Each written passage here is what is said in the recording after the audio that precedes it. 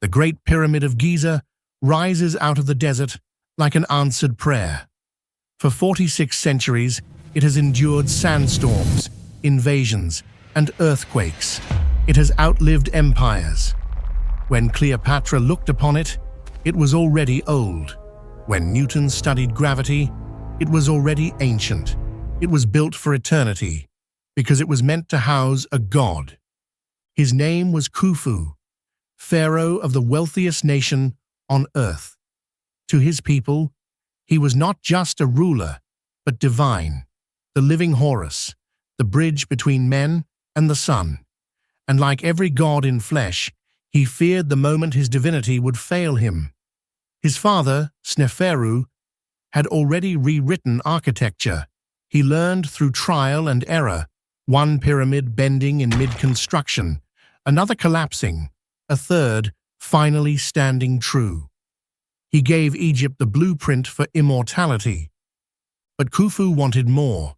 He would not inherit perfection, he would surpass it. He would raise a mountain of stone that would never erode, a home for the afterlife grander than creation itself. It would be called Akhet Khufu, the horizon of Khufu, where the king would merge with the rising sun forever. For such a task, he needed a mind equal to the impossible.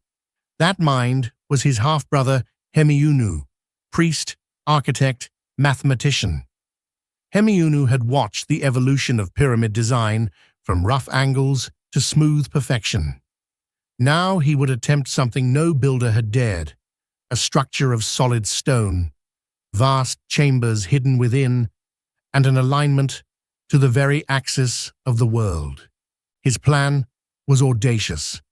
3 burial chambers, one sunk in bedrock in case death came early, one sealed deep within false passages to deceive thieves, and a final chamber high above ground, reached by a grand ascending corridor, the Great Gallery. At its summit, a chamber of pink granite quarried 600 miles away in Aswan. Each block would weigh 50 tons, polished and fitted so precisely that no blade could pass between them. Once complete, the pyramid would be encased in fine white limestone from Tura, gleaming in the sun by day and in the moonlight by night. A golden capstone would crown it, reflecting the light of Ra himself. For eternity, the sun would rise over Khufu's immortal house. Only a nation overflowing with order and wealth could dream this large. Egypt was that nation. Each year the Nile overflowed its banks, leaving a gift of black soil so rich that farmers could feed not only their villages, but the entire kingdom.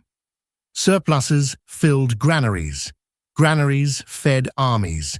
Armies plundered neighbors and brought back gold, cedar, and granite. And when the fields lay underwater during the flood, farmers became builders. Tens of thousands were recruited. Craftsmen, haulers, cooks, scribes. They were not slaves in chains, but laborers under rations and pride. They built for their king, for the gods, for Egypt. Near the plateau, a village rose, rows of mud brick houses, bakeries, breweries, copper workshops, and sleeping quarters. Modern archaeologists would one day uncover fish bones, bread ovens, and human skeletons showing labor's toll. Calloused joints, broken bones healed and rehardened. Ordinary men performing extraordinary work. Hemiunu chose the Giza Plateau, solid limestone bedrock, high above the floodplain, close enough to the river to receive its bounty. Yet the Nile was different then. A long-forgotten branch flowed near the plateau itself, allowing boats to dock almost at the construction site. Granite from Aswan, limestone from Tura, and basalt from quarries upstream could be shipped straight to the base.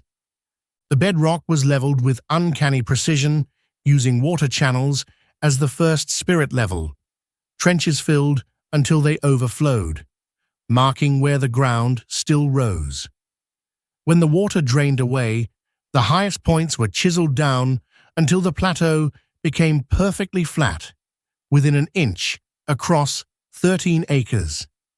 Surveyors used the stars to orient the sides toward true north, east, south, and west, centuries before the invention of the compass.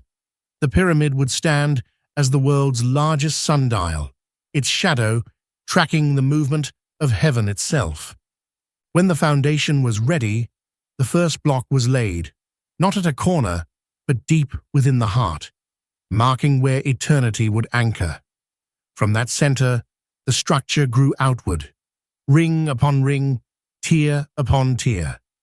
The limestone for the lower courses came from quarries nearby. Haulers poured water on the sand before dragging sledges to reduce friction. Images carved in later tombs would show this. Teams of men straining against ropes, a foreman pouring water ahead of them. A simple technique, lost and rediscovered thousands of years later. Drums marked rhythm. Songs kept time. They dragged. They built. They endured. As each layer rose, the builders confronted the ancient enemy of gravity.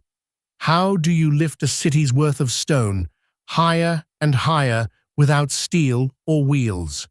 Some say they built an enormous ramp stretching more than a kilometer long, a highway of rubble that climbed with the pyramid's growth.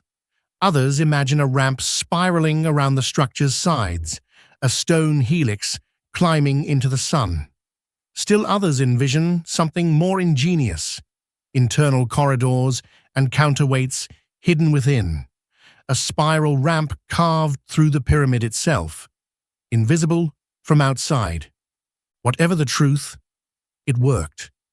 Each day, new layers appeared.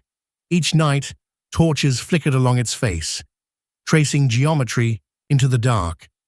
The pyramid was not just a monument. It was movement frozen into form, a song of repetition turned into architecture. Sometimes, Khufu came to see it for himself. He arrived by barge, sails of white linen billowing over the Nile's dark surface. From the river, he could see his dream climbing heavenward, each level a step closer to the gods. To the workers, his presence was terrifying and divine.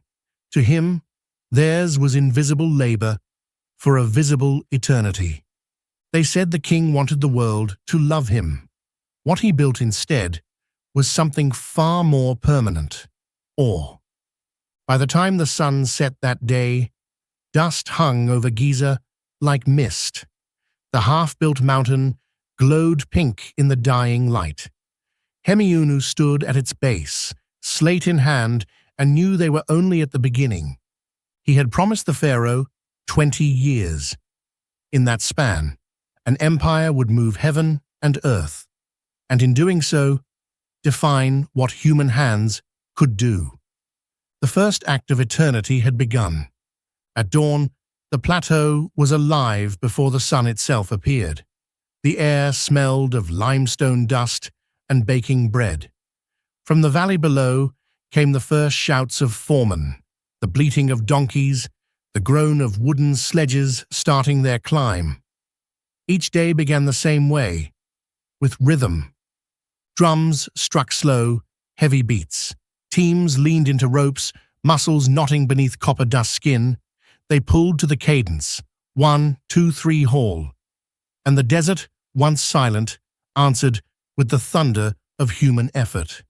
These were Egypt's builders, farmers during the flood months, artisans year-round, citizens of a kingdom wealthy enough to trade time for eternity. Their city of workers sprawled just south of the pyramid, neat streets of mud brick and plaster. Archaeologists would one day find their bones and bread, their beer jars and copper chisels, proof that the makers of a miracle were neither slaves nor nameless shadows. They were fed like soldiers, rations of bread, dates, and beer, 3 liters a day, to dull thirst and fear. Their pay was measured in barley and pride. They worked under the banners of their crews, the drunkards of Menkaura, the friends of Khufu, names painted in red on the stones they hauled. Each block told its own story. Quarried nearby, the limestone cracked under copper saws, fed with sand as abrasive. Stonecutters worked by sunlight and song, chanting verses to keep tempo while they shaped the rock. At Aswan, 600 miles south, other men carved the pink granite meant for the king's chamber. They pounded the bedrock with dolerite hammers until the stones split with a sound like thunder. Then the blocks were levered onto barges, floated down the Nile when the river ran high, and unloaded onto the Giza branch that reached almost to the base of the pyramid. When the barges arrived, horns announced it across the valley. Ramps of mud brick and limestone dust were ready, wetted with water so sledges could glide. Teams hauled each block along wooden rails while runners dashed ahead to keep the path slick. With every pull, grooves deepened in the earth, veins of effort feeding a mountain. How the Egyptians raised those stones remains a riddle written in dust. Perhaps a great straight ramp climbed the pyramid's face, lengthening as the monument grew. Perhaps spiral ramps circled the flanks, vanishing as they built higher. Or perhaps, as recent findings hint, an internal ramp wound upward inside the structure itself, invisible but efficient, a corridor of ascent. Whatever the method, the principle was constant: balance and timing. Ropes of papyrus and leather were soaked, stretched, and replaced before they snapped. Sledges rocked in perfect unison, one team resting while another advanced, a living machine of flesh and rhythm. Every block was measured with plumb lines and set with copper squares. If a joint missed perfection by more than a thumb's width, it was recut. Precision was sacred, error an insult to the gods. At night, the work camp glowed with torches and laughter. Bakers kneaded dough in clay ovens, smoke rising into starlight. Musicians plucked strings beside jars of beer. Storytellers spoke of Sneferu's flying boat and of Ra's golden barge crossing the sky. Inside the physicians' quarters, broken bones were splintered with reeds, cuts dressed with honey to stave off infection. Men carried scars, like badges. They knew pain intimately, but also purpose. Every 10 days, work crews rotated. Fresh farmers came from the floodplains. Tired ones returned to families richer for the ration they had earned. The system was as organized as any army, and perhaps just as proud. Overseeing it all were scribes with reed pens and rolls of papyrus, tallying deliveries and food, measuring angles, recording the daily miracle of stone becoming sky. Copper, soft, stubborn, precious. It was the edge of Egypt's ambition. Tools dulled quickly on limestone and broke on granite, so smiths worked day and night near the site, melting and reshaping chisels in charcoal furnaces. The clang of metal echoed off the plateau like heartbeat against bone. Time itself was another tool. Where strength failed, patience prevailed. A block too heavy to move in an hour could be shifted in a day, and a monument impossible for one generation could be built by two. To the workers, 20 years was not a sentence, it was an inheritance. Fathers began what sons would finish. When one fell to heat or stone, another took his place and carried the rope forward. Above them stood Hemiunu's engineers, men of measurement, not luxury. They walked the site with cords and plumb bobs, their eyes red from sand and glare. They lived for alignment, for perfection, between heaven and earth. Each evening, they climbed to the top of the latest course and watched the setting sun burn red over the Nile. The pyramid's four sides, caught the light like mirrors, their angles sharp as prophecy. Hemiunu recorded every height, every deviation. He knew that precision here meant immortality later. Work was worship. Each week, priests sprinkled the ramps with water mixed with natron to bless the path. Offerings of bread and incense were placed before statues of Hathor and Ptah, the patrons of craftsmen. Before a new layer began, a scribe recited the royal decree: "Raise the horizon of Khufu, that he may live forever in the light of Ra." Then the hammers started again. From afar, the rising structure gleamed pale against the blue. Its geometry was perfect, its shadow symmetrical. Even the wind seemed to bow as it passed. Perfection has a price. In the graves near the workers' village, skeletons show crushed spines, dislocated shoulders, worn knees. Yet many were buried with respect. Bread, beer, amulets for the journey. They were not forgotten. The pyramid stones may have been Khufu's monument, but these graves are its heartbeat. Each bone a signature of endurance. Each name a line in the epic of labor. As years passed, the process became automatic. The plateau throbbed with momentum. At sunrise, the ramps rumbled. At sunset, the torches glowed along the edges like veins of fire. From miles away, travelers could see it growing, a mountain that had not been there the year before, shimmering like heat itself. To the people of Egypt, it was proof that their kingdom was divine. To Khufu, it was proof that his soul would outlast sand and sun alike. In the 13th year, the pyramid had risen high enough to cast its own shadow across the workers' town. Men paused at dusk to watch the black triangle stretch over their roofs and fields. They said it was the shadow of the afterlife reaching down to touch them. And still, they worked on, stone upon stone, heartbeat upon heartbeat, building forever with their bare hands. By the 14th year, the pyramid was no longer a mountain of rubble. It was a machine, precise, deliberate, alive. Inside its body of stone ran corridors that no one but the builders had ever seen. Passages angled upward with mathematical grace, intersecting like arteries of eternity. Hemiunu's plan was reaching its most dangerous stage. The carving of the Grand Gallery, a tunnel 70 feet long, rising through the core at the steepest angle the eye could bear. Here, wooden beams and stone ledges became levers for forces measured not in men, but in gods.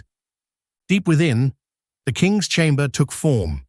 Granite from Aswan, 50-ton blocks floated down the Nile, was hauled inside and stacked with unerring alignment.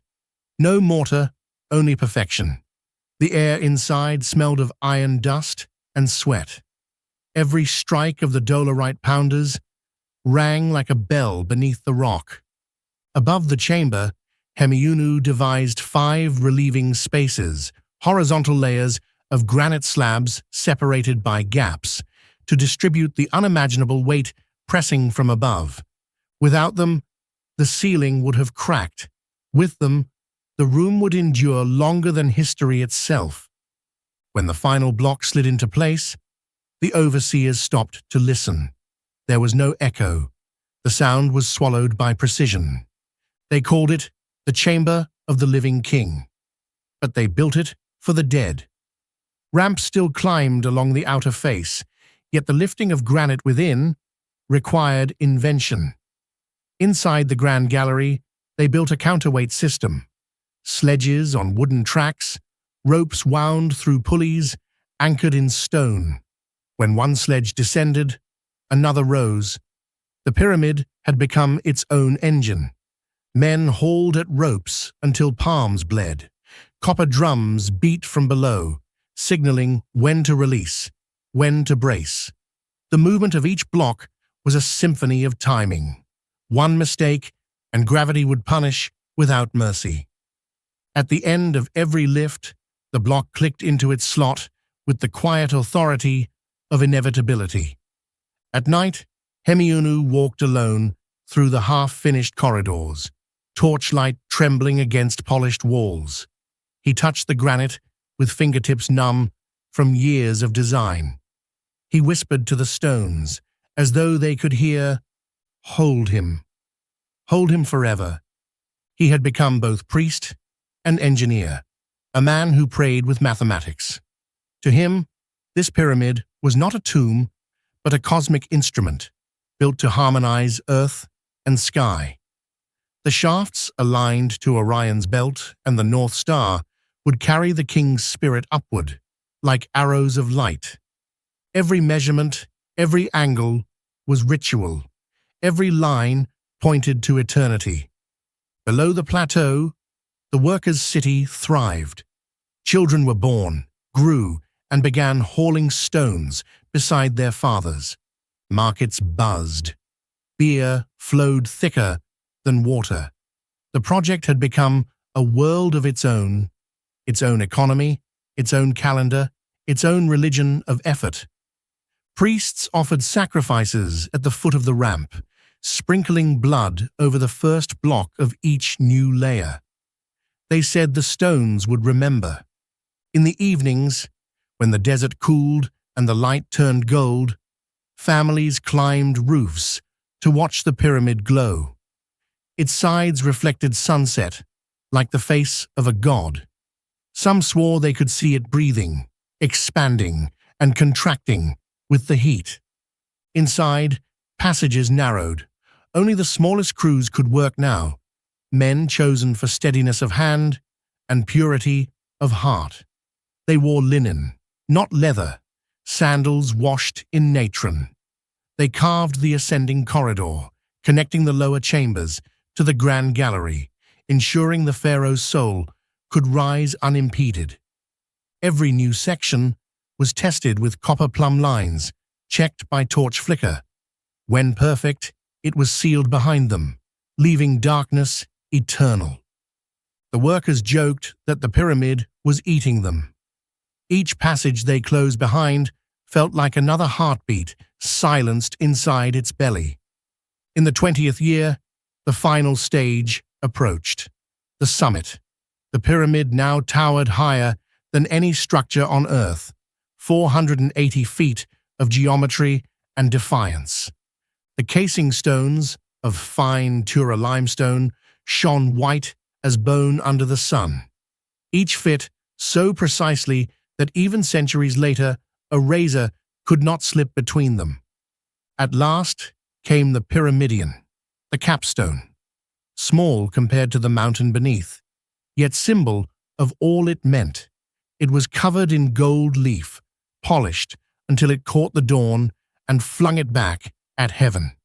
When the priests raised it into place, using wooden levers and rope, the workers below fell silent. The last shadow passed.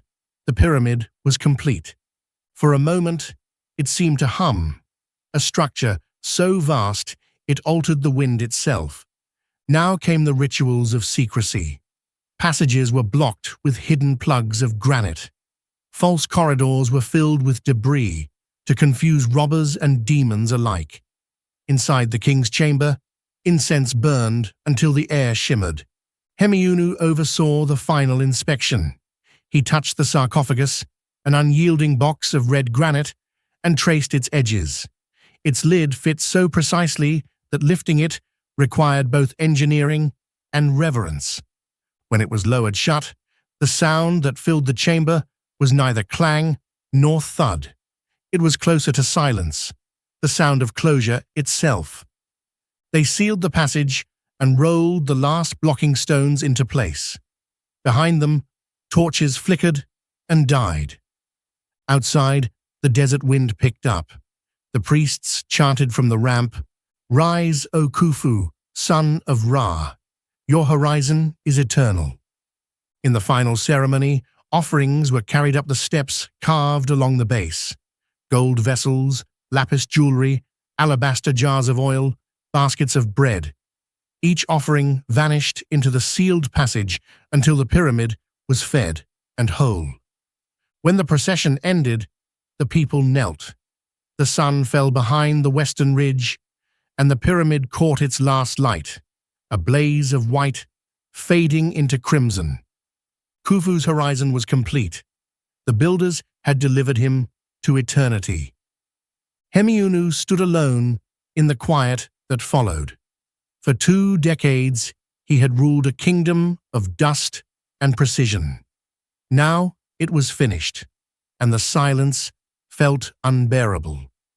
He looked at the faces of the workers, watching the sunset. Men who had aged from youth to grey hair in the shadow of the same stone. They had built their own immortality, though they did not yet know it. As the last rays vanished, Hemiunu whispered a final calculation, one that no papyrus recorded. 2.5 million stones, 20 years, 1 eternity. He turned toward the Nile. Behind him, the pyramid glowed in twilight, like a memory made solid. When the last hammer fell silent, Egypt held its breath. For 20 years, the plateau had echoed with the rhythm of men and stone. Now it was still. The mountain they had raised stood flawless, 40 centuries before steel, before compass, before clock, and yet aligned to heaven itself. The work was done. The waiting began. One summer morning, the royal barge moored at the harbor below Memphis. Drums beat slow, steady, and final. The heralds cried a single phrase. The Horus of gold has joined the sun. Khufu was dead. The living god had become the setting sun. Priests wrapped the body in linen soaked with cedar oil and resin, layer after layer, until the man disappeared inside the shape of eternity. Golden amulets, ankhs, scarabs, eyes of Horus were slipped between the bandages, spells made solid. Over his chest, they placed a heart scarab, engraved with the words, "Do not stand against me in judgment." When the ritual was complete, the priests whispered his true name into his ear, a secret spoken once and never again, so the soul would know itself in the afterlife. At dusk, the funeral procession crossed the Nile. Barges moved in silence through water stained red by the sinking sun. On the eastern bank, life; on the western, death. Behind the king's boat sailed vessels of offerings: bread, beer, papyrus, perfumes, alabaster jars of honey and oil. Scribes recorded every item. None could be forgotten. As they reached the causeway at Giza, thousands of laborers lined the path, torches in hand. The light stretched for miles, a river of fire leading to the pyramid's base. Women ululated, men chanted hymns from the book of going forth by day. O Ra, open your arms to the king. Let him rise as you rise. Let him sail with you forever. Inside the pyramid's dark core, the granite sarcophagus waited. Priests carried the mummy upward through the ascending corridor, their torches filling the air with smoke and resin. Each chamber echoed with the steps of immortality. When they reached the king's chamber, the high priest raised his hands. Incense curled into the air like the soul it represented. The coffin was lowered into place, the lid sealed with molten gypsum. One by one, the attendants backed away. Behind them, masons rolled the first blocking stone into the passage. Another followed, then another. The light narrowed to a slit, then to nothing. Khufu's tomb was closed forever. Outside, the priests sang, "Sleep in silence, O Khufu. The sky is your roof, the earth your footstool." To those outside, the pyramid was no longer a construction. It was a map. Every angle pointed somewhere sacred. The north shaft aimed at the pole star, the undying one, so Khufu's soul could join the imperishable stars that never set. The south shaft aimed at Orion's belt, the celestial body of Osiris, god of resurrection. Thus the king would rise through one path and return through another, completing the eternal cycle of life and death. Even the base mirrored the earth itself, a square of order imposed upon chaos. To the ancient mind, this was creation, reborn in stone, a new horizon, a frozen sunrise. Hemiunu had not built a tomb. He had built the cosmos in miniature. After the funeral, the workers' city was dismantled. Families returned to farms newly fertile from the flood. The ramps were torn down, their stones reused in temples. Silence fell again on Giza, broken only by the wind brushing the limestone casing. A small guard force remained. Priests of Ra and Anubis, charged with tending offerings and reciting daily prayers. They climbed the causeway each morning, carrying trays of bread and lotus flowers. At noon, they poured milk and beer into the offering basins, the smell of fermentation mixing with desert heat. To them, the pyramid was alive. If they neglected its rites, the sun might fail to rise. At sunrise, the pyramid blazed. The casing stones caught the first rays and turned them to fire. Fishermen on the Nile shaded their eyes. Caravans crossing the desert used its point to navigate, calling it Akhet Khufu, the horizon of Khufu. The golden capstone gleamed so brightly that it was said to blind the gods of the West. In that moment between night and day, the monument seemed to float. Not a mountain of stone, but a beam of sunlight made solid. Years later, old Hemiunu returned to Giza. His hair was white, his eyes weak from sand and glare. The pyramid stood unchanged, indifferent to time, yet around it the desert had reclaimed the workers' city. Wind had erased the footprints, but the shape endured. He climbed partway up the lower steps, resting his hand on cool stone. He felt the faint vibration of wind against the face, as if the monument were breathing still. He whispered, "We built you so that he might live forever, but perhaps we built you so we might too." He left a small clay seal, pressed into the sand. Hemiunu, servant of the horizon. Then he turned back toward the river and was gone. Centuries passed. New dynasties rose and fell. New kings built smaller tombs, content to borrow Khufu's grandeur rather than rival it. Sand buried the harbor, temples crumbled, gods changed names. But the Great Pyramid remained. When thieves finally forced their way inside, they found nothing. No gold, no body, only silence. The treasure had never been metal. It had been knowledge, that men could reach for eternity and for a moment touch it. At night, the pyramid swallowed starlight. Its sides disappeared, leaving only an outline against the heavens, a shadow shaped like ambition itself. Some said it pointed the way for the dead king. Others said it pointed the way for the living. Either way, it still points upward. The centuries after Khufu were like waves breaking on stone. Dynasties rose, spoke his name, forgot it, and vanished into the Nile's silt. Only the pyramid remained, silent, patient, eternal. Wind and time gnawed at its casing. The white limestone that once blazed like sunlight began to crack. Floods shifted the river away. Caravans stopped docking at its harbor. Priests died, temples emptied, offerings ceased. The mountain of light became a mountain of shadow. By the time Ramses ruled in Thebes 1,000 years later, the pyramid was already an enigma. Its causeway was half buried. Sand crept over the workers' city like a second funeral. Children played on its steps, unaware that beneath their feet lay the bones of the men who had raised it. Greek travelers arrived when Egypt was old and weary. To them, it was the work of magic, not of men. They called Khufu a tyrant and invented legends to explain the impossible. How could hands of flesh lift stones that mocked gravity? They imagined sorcery, giants, or slaves driven by whips.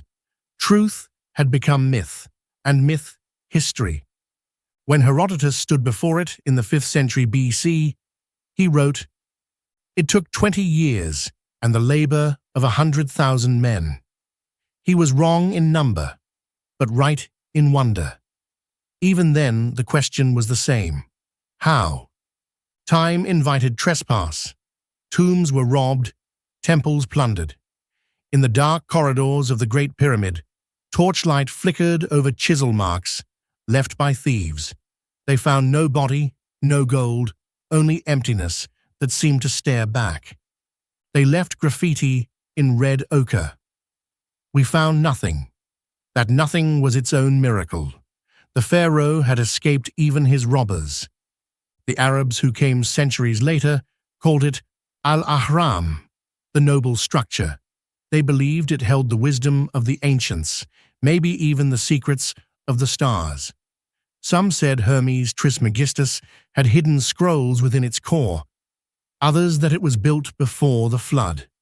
Faith and curiosity blended like desert wind, unanswerable, endless. In 1798, Napoleon Bonaparte stood before the Great Pyramid. The moon hung low. The desert was silent. He dismissed his guards and entered alone. What he saw or felt inside, he never told. But when he emerged, his face was pale. He said only, "Soldats, du haut de ces pyramides, 40 siècles vous contemplent." Soldiers, from the top of these pyramids, 40 centuries look down upon you. To Europe, the pyramids became proof not of tyranny, but of genius. Artists sketched them. Scientists measured every stone.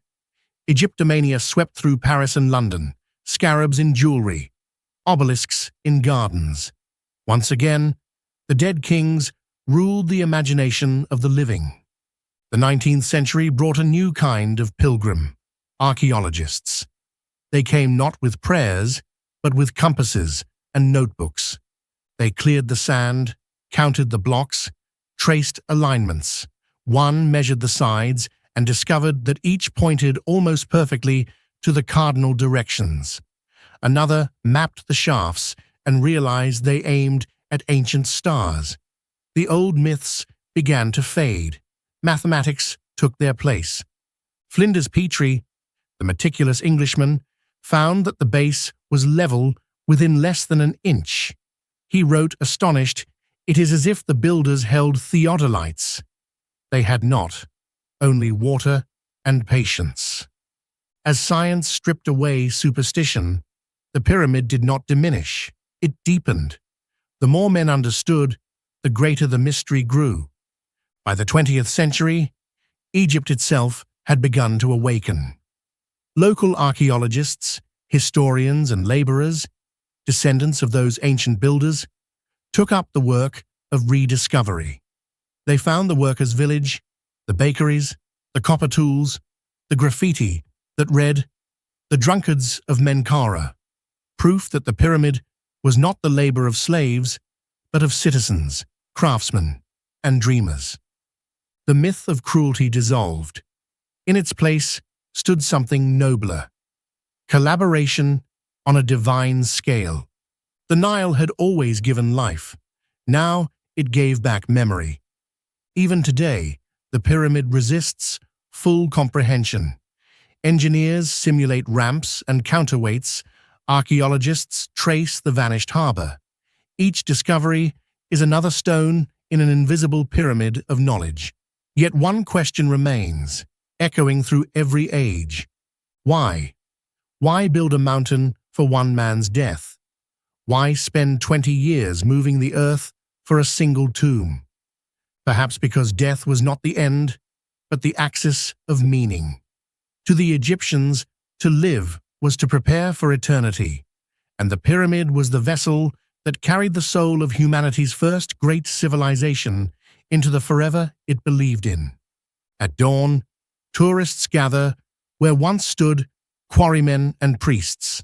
The sky blushes gold, the stones warm to life. From a certain angle, the pyramid still seems perfect, as if it were finished yesterday. Birds wheel above the summit, the desert hums. The wind that skims its surface is the same wind that filled Khufu's sails. It smells of dust, time, and something immortal. And when the sun finally breaks the horizon, the ancient limestone flares with light once more. For a heartbeat, the Great Pyramid is again what it was meant to be. A sunrise carved in stone, a message from the living to the stars. Civilizations forget, languages die, calendars shift. But the pyramid still points north. It still divides night from day, life from death, faith from doubt. It remains the oldest mirror in which humanity can still see itself. Because what Khufu built was not just a tomb. It was a question. And the question still stands, etched in limestone, whispered by sand, answered only by time. The Great Pyramid no longer gleams white. Wind has peeled its skin. Earthquakes have stolen its crown. Yet under that weathered shell, the heartbeat of its builders still hums. 20 million visitors walk its base each decade, and still they ask the same question whispered for 40 centuries. How did they do it? In the 21st century, the plateau at Giza hums again, not with hammers, but with hums of drones, cameras, and laser scanners. Scientists from Cairo, Paris, Tokyo, and Montreal set up tents where once Hemiunu's surveyors stood. Their tools are lighter, their precision finer, but their purpose is the same: to measure eternity. Each night laptops glow where torches once burned. Screens fill with digital cross-sections of the pyramid's heart. The king's chamber, the grand gallery, the voids and corridors once sealed in darkness. The builders of silicon listen for the builders of stone. In 2015, a team known as Scan Pyramids pointed cosmic ray detectors at the monument. They hunted for particles called muons, subatomic messengers born in the upper atmosphere able to pass through rock. By counting how many arrived on the other side, they could see where density changed, a radiograph of time itself. Weeks of data poured in. Then the pattern emerged, a vast, unexplained cavity above the Grand Gallery. It had waited 4,000 years to be found. They called it the Big Void, 30 meters long, hidden behind tons of limestone. Not a treasure chamber, but a signature. A breath left inside the stone by the ancient engineers.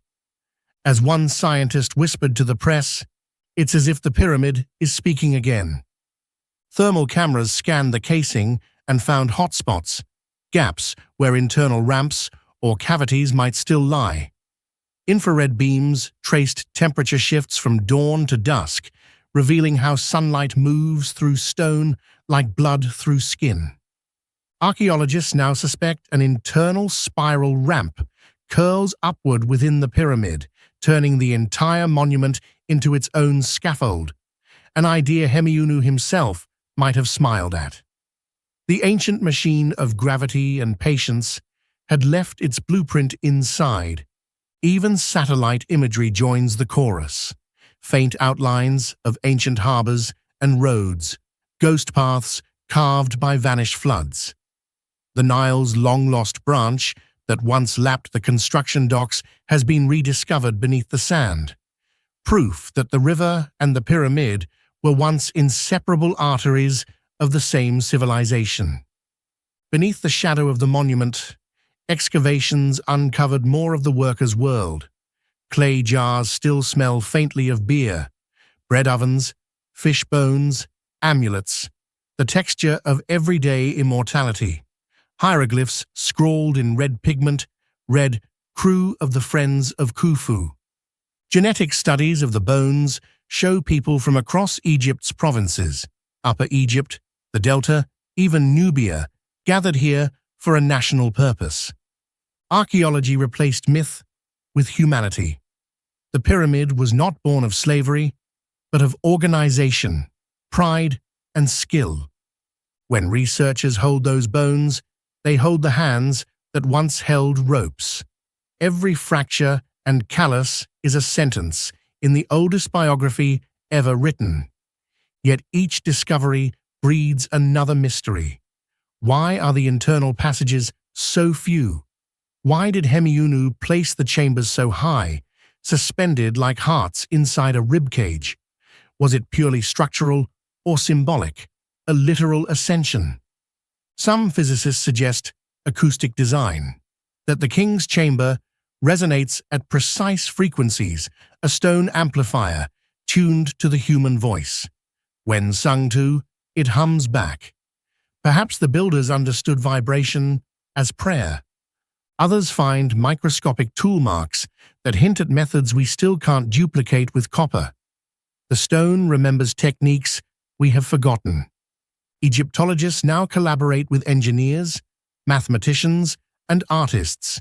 Every field becomes an interpreter between the living and the dead. Computer models simulate rope tension, friction, ramp slope, labor cycles. The data matches the ancient graffiti almost perfectly. Science is catching up to intuition.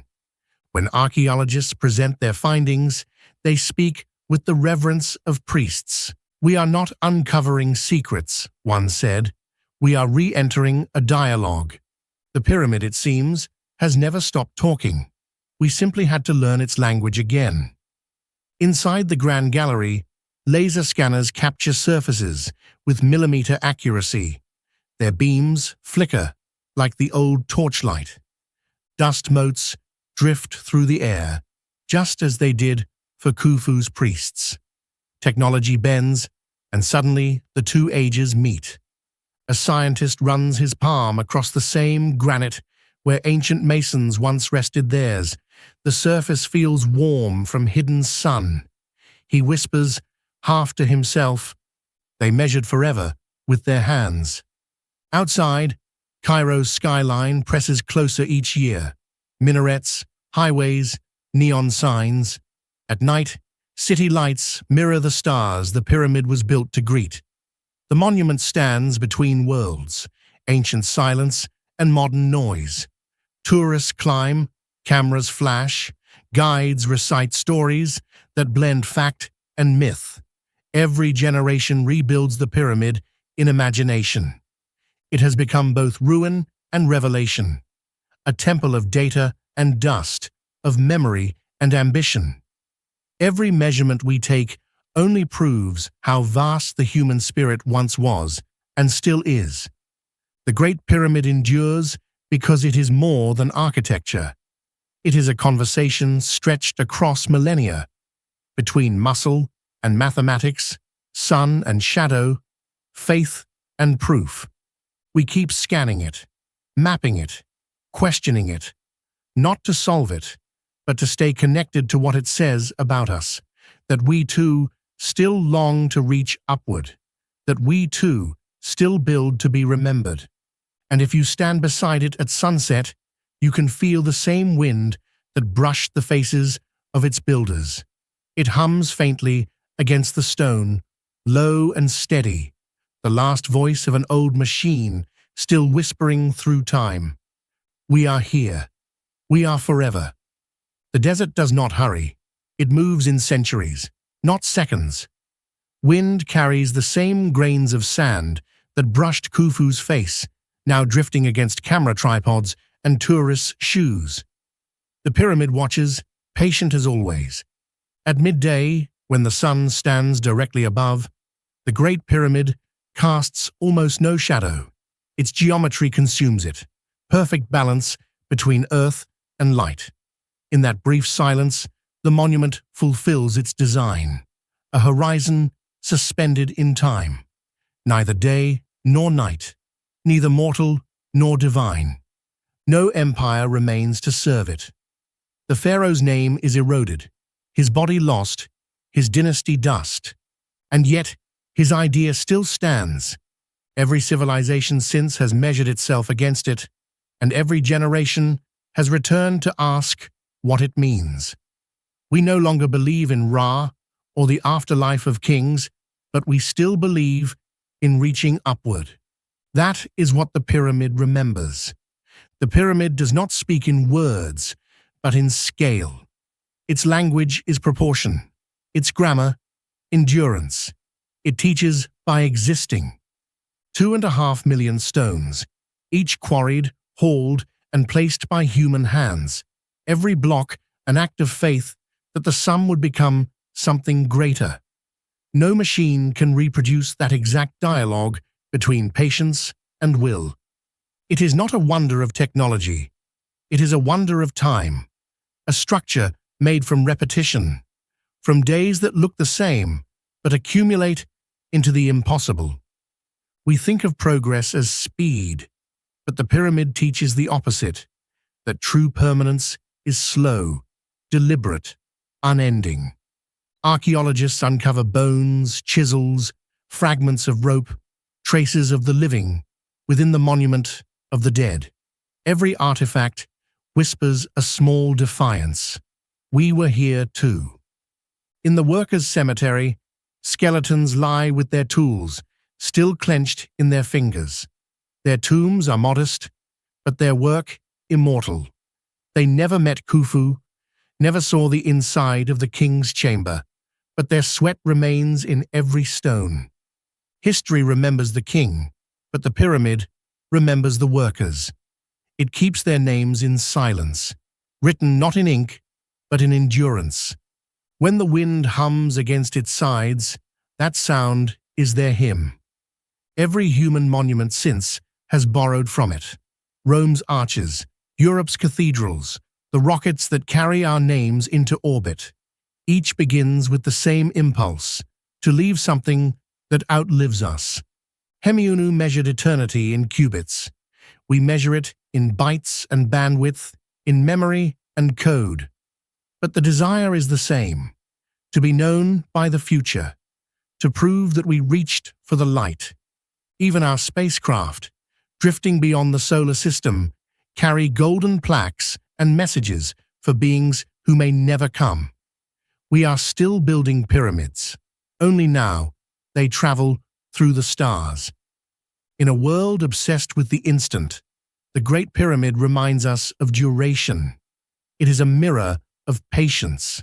It tells us that meaning is not found in beginnings or endings, but in the act of building itself.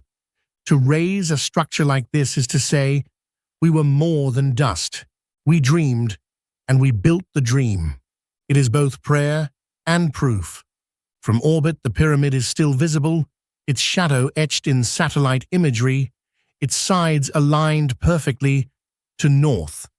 Astronauts describe it as a geometry drawn on eternity. They say that when sunlight hits it just right, it looks as though the Earth itself once tried to remember the shape of fire. In that view, the pyramid is not Egyptian or ancient. It is human. It belongs to everyone who has ever looked up and wondered how far hands and hope can reach. At dusk, when the tourists leave and the vendors pack their scarves, the plateau grows quiet again. The last light turns the stone gold, then red, then grey. For a few minutes, the pyramid seems to dissolve into the horizon, as if returning to the sand from which it came. Then darkness falls, and its outline returns, stronger, sharper, eternal. Somewhere in Cairo, a child studies it in a schoolbook and feels the pull of wonder.